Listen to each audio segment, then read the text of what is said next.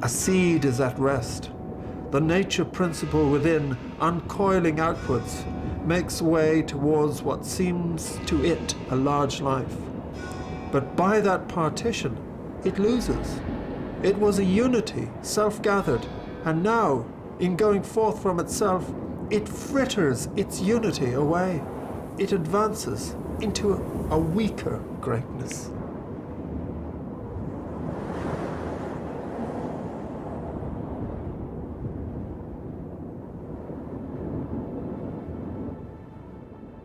Anage pisauton ke ide. Kan me posauton ides kalon, hoye poietes agalmatos, hode kalon genestai, tomen afire, tode apexese, tode leon, tode katharon apoiese. Heus edexe kalon epito agalmate prosopon. Uto kai su afire hosa perita, kai apeuthune hosa skolia. Hosa skotena katharon, gadsu ena lampra, kai me pause tektainon toson agalma. Heus annek lampseia soites artes, theoedes aglaia. Heus anides sofrosunen en hagno bebosem bathro.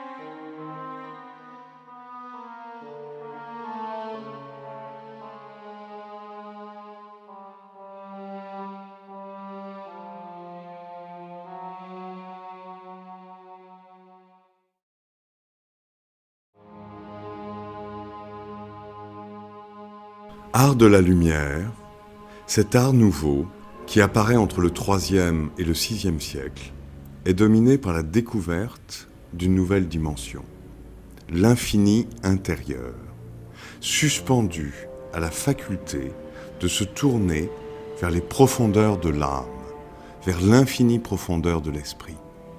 Aussi, pour faire ressortir dans la représentation de l'homme la profondeur de sa vie intérieure, l'art n'avait plus besoin de recourir aux proportions harmonieuses du corps. Il allait concentrer son attention sur les traits caractéristiques du visage et sur son expressivité, sur le regard, les lèvres, les rides de ses faces d'ascète, dont le corps dématérialisé et rigide reste suspendu dans l'espace, comme s'il n'était pas de ce monde. Pour résumer d'une formule ce passage de l'art grec à l'art byzantin, on dira que l'ascète supplante l'athlète et qu'au « je peux », scellant l'état objectif du corps, succède la liberté nouvelle du « je veux », mais aussi que le peintre supplante le sculpteur qui n'est plus suffisamment sûr de son plan, l'espace tactile optique de la représentation dite classique, pour représenter les profils parfaits du corps nu et faire descendre en ce monde les archétypes d'une beauté idéale. L'aspiration du peintre byzantin est au contraire d'exalter jusqu'au ciel la spiritualité qui ressort de l'expression individuelle. La forme devient purement optique avec l'apparition du visage de face, portant avec lui une transfiguration, yeux dilatés, visage émacié, où se manifeste l'activité du fond lumineux et le scintillement de la lumière immatérielle, la désagrégation de l'être montant dans la lumière, de l'être qui a substitué la vision intérieure au regard extérieur. D'où cette indécision de la limite entre ombre et lumière, motif et fond, dont a si bien parlé Henri Maldinet. Ce n'est qu'en ce sens, mais combien contradictoire avec l'intention de son auteur, que l'on pourrait tenir pour une citation de Plotin le mot d'Alberti, « Narcisse fut l'inventeur de la peinture ».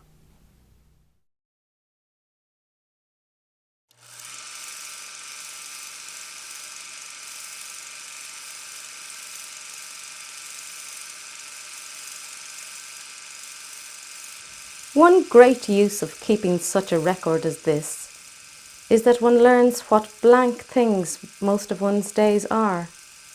Reading, talking, eating, writing without interest or emotion. The days go by, blank, and it is life that passes. Days make life, and if the days are blank, it is terrible. The only good thing in life is to have a vivid mental activity and some human love to warm it. All the rest is cold as fuel without fire. I believe it is a moral duty to think and to love, because it is a duty to live, and these are life.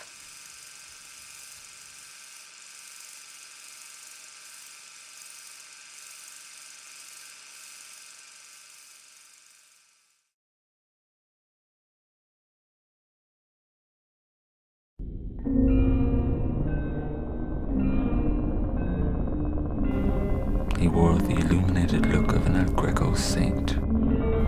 MacKenna, my neighbour, the one I feel closest to, our Don Quixote, forever tilting at windmills, who goes to St. Petersburg looking for a war, but finds a book, a little volume of Plotinus, an encounter with the Enneads in a Russian bookshop, and from that point on, his most profound actions will be contemplative ones.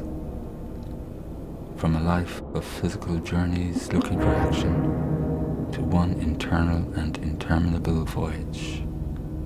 The Enneads in MacKenna's hands becomes one long original poem, one of the greatest works of Irish literature. In 1897, he travels to Athens and joins the International Brigade organized by Garibaldi's son and goes to fight the Turks. In Petersburg, the 1905 revolution, where as a journalist he interviews Tolstoy. He offers his services at the GPO in 1916 and is turned away because of ill health.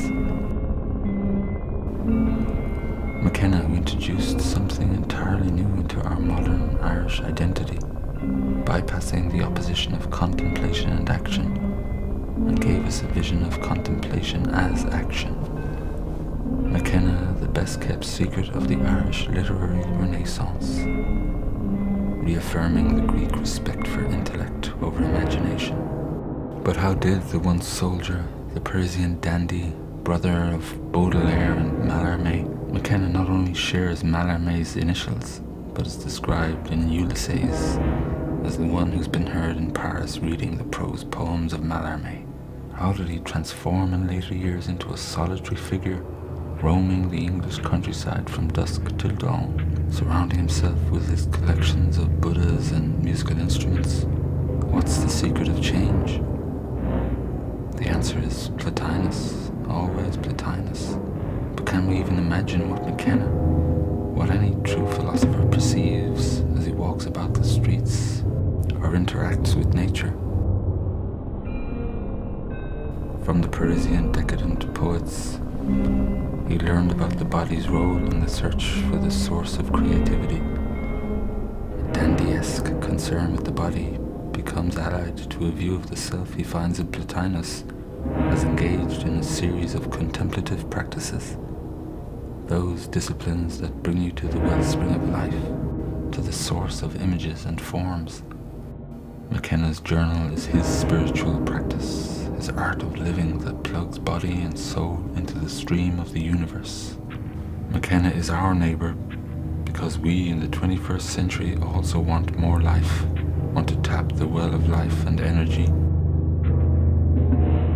And we don't want any more moral certainties. We're in tune with MacKenna's pagan goal of an experimental ethics, what he called my own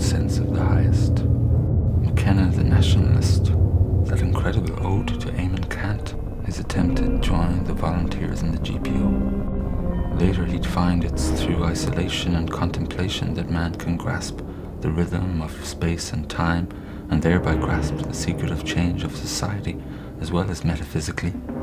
To liberate the national soul is only worth something as a step on the way to reaching the universal soul. If MacKenna can be said to read Plotinus through Baudelaire and Mallarmé, then any art adequate to his thought must be part Byzantine, part decadent, part mannerist. Artifice, contrived postures, tableau vivant, exaggerated elegance, deformation, and above all, light. Light that doesn't reveal things but brings forth a new mystery. Plotinian cinema, the luminous intensity through which the one manifests itself in the individual's inner light.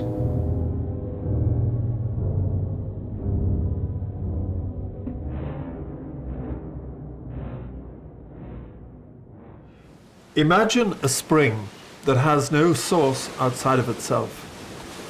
It gives itself to all the rivers, yet is never exhausted by what they take, but remains always integrally as it was.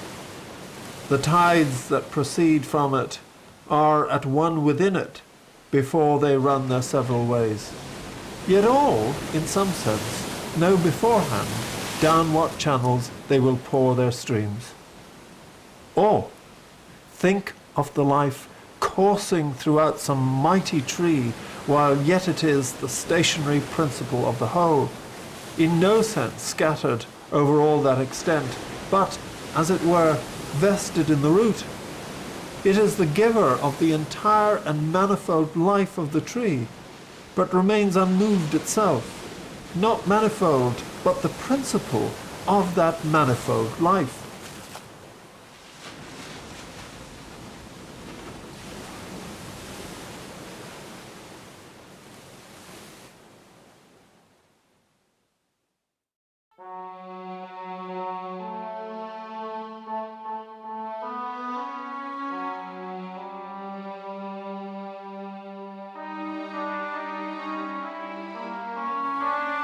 To undo some of my crimes under the heads of 1. Greek, 2. English, 3. Metaphysics, the unholy trinity of my diabolism. Your old lady at the library irritates me with her best translation she had read. There's no other. There's only the pretense of one other man, Taylor, who, Maria, as we say, translated a good many treatises. Not by any means all, but all vilely. Neither English nor fidelity to the Greek, nor understanding of the sequence of the thought. I will imitate the frankness of artists and say boldly, I am unique. There is one Plotinus and one MacKenna, his Fides Achates and only nursing mother.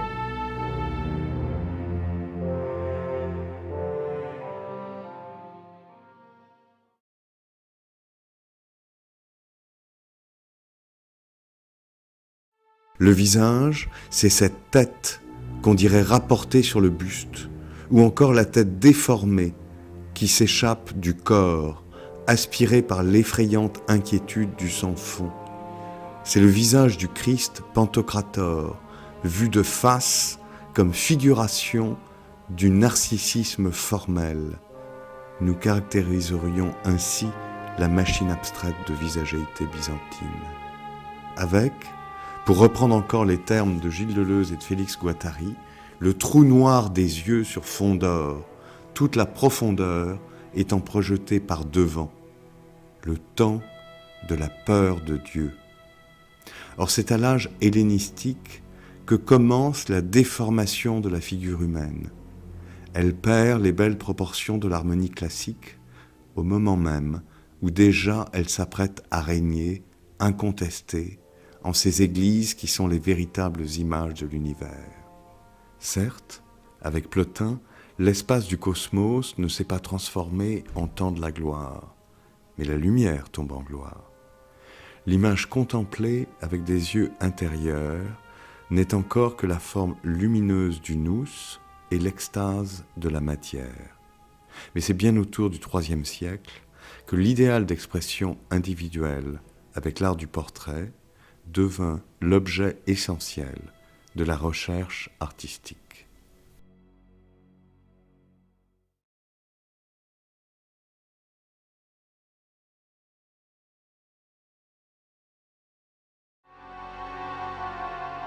Synge once told me that all the sadness he had in the thought of death was that while he lay there cloistered, the seasons would come and go, and he know nothing of it all. His tone and look as he said it made it to me the sorrowfulest thing I ever heard of death. Sometimes to myself there comes a curious thought that in the grave I may hear no poetry, read no more philosophy, care neither for the Elizabethans and Wordsworth and Browning, nor for Plotinus and the mysteries. And when I think sometimes that perhaps I may, in some sense or some other, go to heaven, the thought that then I may have gone so far beyond as to have no more care for these things comes to me as a fear. I suppose, though, that this is sad childishness, or is it the human dread of a dreamless nirvana, the fullness of knowledge so close to non-feeling, almost non-being?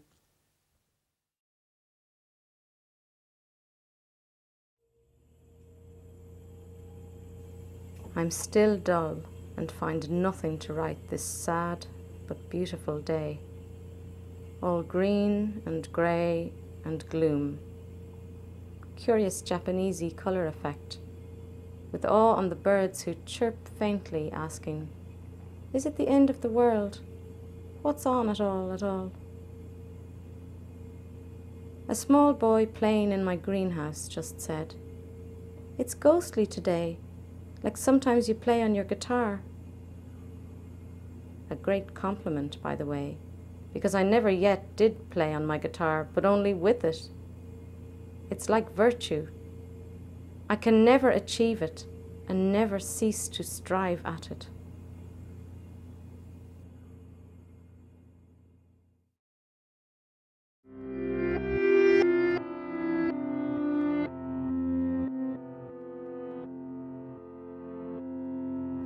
But the memory of friends, children, wife, country too, and all that the better sort of man may reasonably remember, all these, the one, the lower man, retains with emotion, the authentic man passively.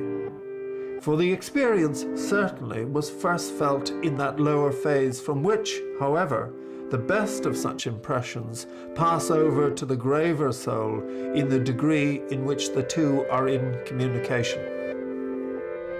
If, in the act of vision, that linked light becomes ensouled, if the soul or mind permeates it and enters into union with it, as it does in its more inward acts such as understanding, which is what vision really is, then the intervening light is not a necessity. The process of seeing will be like that of touch.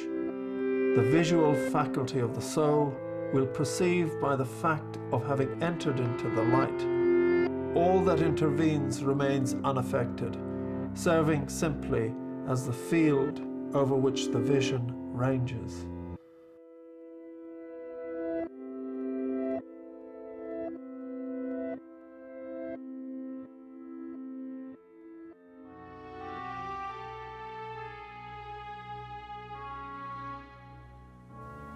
"36 today, and nothing done.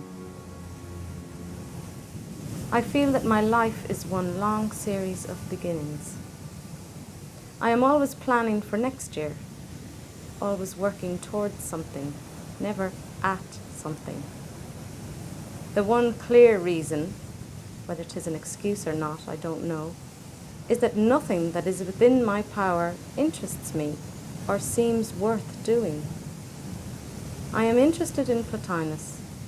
To translate him into beautiful English, and then to interpret him and press him into the use of this century seems to me, has always seemed to me, really worth a life. But I have not been able to give the work all my time and thought. I must write bosh and run about the world on stupid people's tracks. For this very utterance of the thing you see and feel is the whole matter of genius. Nothing seems easier when you think of doing it. Nothing seems easier when someone has done it. But try to do it, and you find it is like the creation of the world. It is selection from a chaos. It is seizing the eternally fluid. It is bringing from deep places to the plain daylight things whose whole secret meaning was in the dim half-lights. It is to clothe for beauty something whose excellence and life it is to be nakedly itself, untouched. And what a sharp sight must that be, which shall see clearly down in the dark, where the self lives and flickers.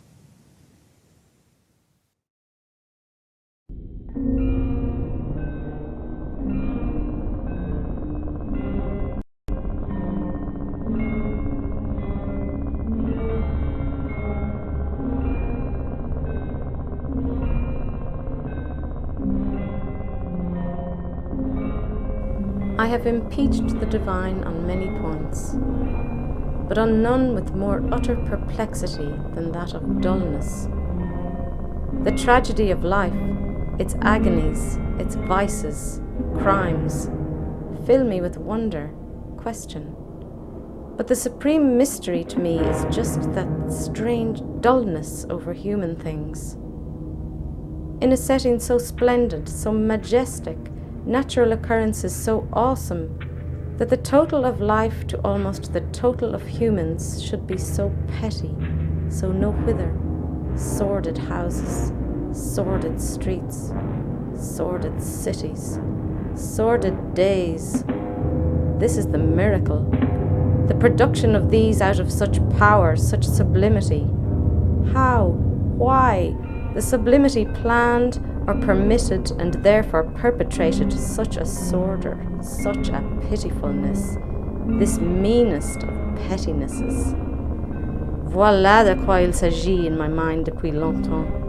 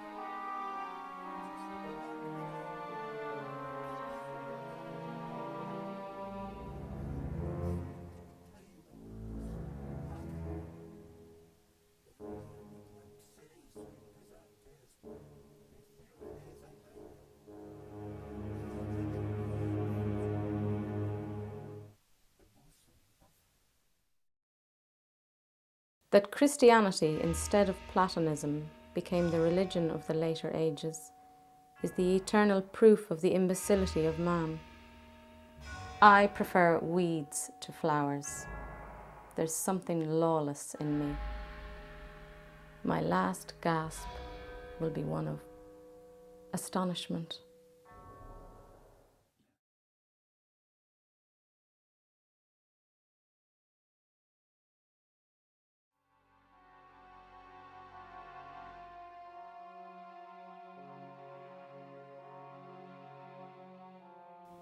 I undertook a task far above my powers, linguistic and intellectual. I doubt if there are agonies, this side crime or perhaps cancer, more cruel than that of literary and intellectual effort that will not work out to achievement. My case is made the worse in that there is no escape. If we have a soul at all, it is fairly certain that we have it not always. It flits away sometimes, or shrinks down within us, exactly as the mind does. And as there are absent-minded moments, so there are men and moments absent-souled. The mind may be very active, working at full power, but we know that we are dead at the time. The mystery is the body. It is the stranger. We can only gape at it when it stands in our doorway and do our best to keep it in good humor, the awesome, powerful, venerable stranger. There is something Egyptian about the body. The mind is the Greek, childishly playing, running always after the new thing, growing daily, but usually not to a finer beauty. There is something in us that seems deeper and truer than the mind, and we call it the soul. I sometimes find myself thinking that the soul is nearer to the body than the mind is. Perhaps it is the eternity of the body, for, like the body, it is self-centered, dark, little changing, little answering. It too goes its own way, muttering to itself, and the mind playing by its skirts can guess only dimly at its thoughts. The mind seems little more than a flickering, babbling stream that may sometimes catch and throw up for a moment the image of an image.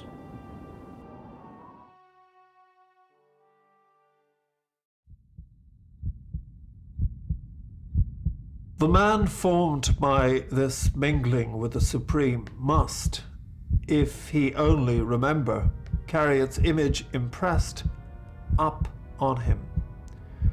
He is become the unity, nothing within him or without inducing any diversity. No movement now, no passion, no outlooking desire. Once this ascent is achieved, reasoning is in abeyance, and all intellection, and even, to dare the word, the very self, caught away, filled with God, he has in perfect stillness attained isolation. All the being calmed, he turns neither to this side nor to that, not even inwards to himself. Utterly resting, he has become very rest. He belongs no longer to the order of the beautiful. He has risen beyond beauty. He has overpassed even the choir of the virtues. He is like one who, having penetrated the inner sanctuary, leaves the temple images behind him. This is the life of gods and of the godlike and blessed among men. Liberation from the alien that besets us here, a life taking no pleasure in the things of earth, the passing of solitary to solitary.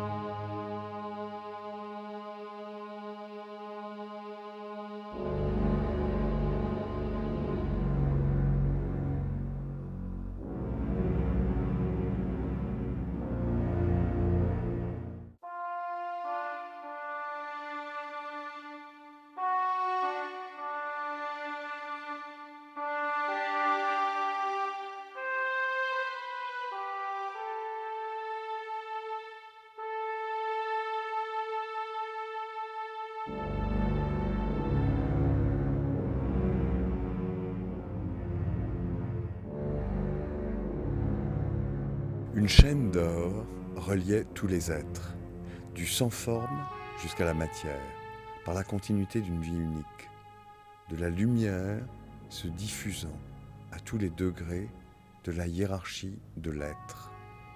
Mais la chaîne d'or s'est rompue.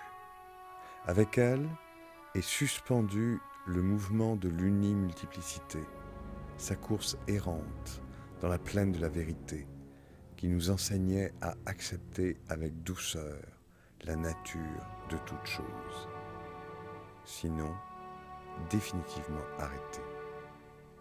Du beau, la puissance du Dieu suprême s'est réfugiée dans la foi. La vision tragique du monde, enfin, triomphe, et le monde, de se plier à la vieille prophétie de Simon le magicien, à sa terrible image. Si l'esprit ne se fait pas image, il sera anéanti en même temps que le monde.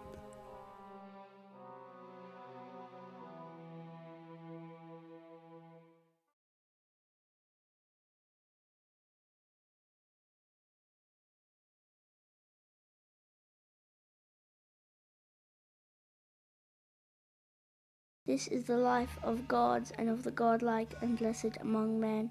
Liberation from the alien that besets us here. A life of taking no pleasure in the things of earth. The passing of solitary to solitary.